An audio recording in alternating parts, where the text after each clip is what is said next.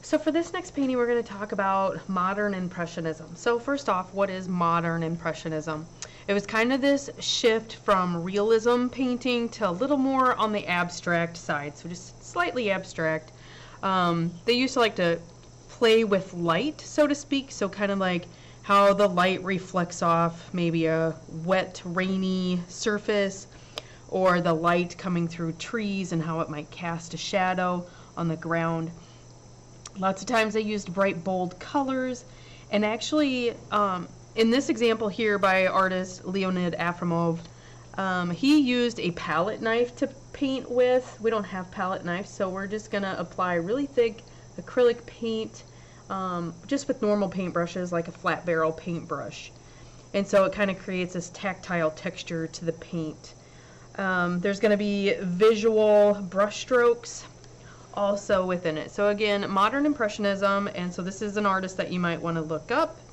And this is another artist that is a modern impressionism painter. I have no idea how to say the name, so I'm not even going to try. Alright, so I'm going to show you some examples.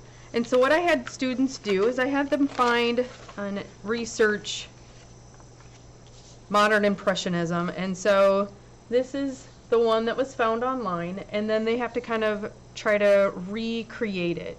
So it's about building layers. So first the background was put down, and then layers of all this color behind it.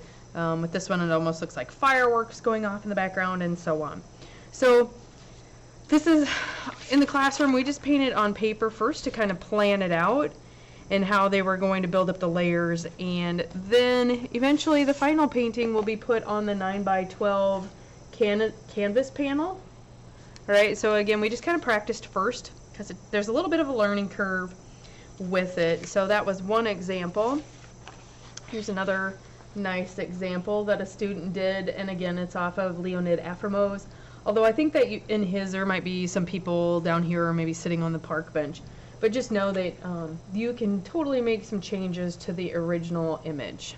Okay, so there was that one. This is another nice one right here. This is the original image that the student was looking at. And so here was kind of one version on the paper and another version because I had to figure out how to kind of create that, the stars in the sky, how to drag the color down across the water, and then on the final one, they ended up doing this style of boat on there to just kind of create a little more of the three-dimensional shadowing. With the following students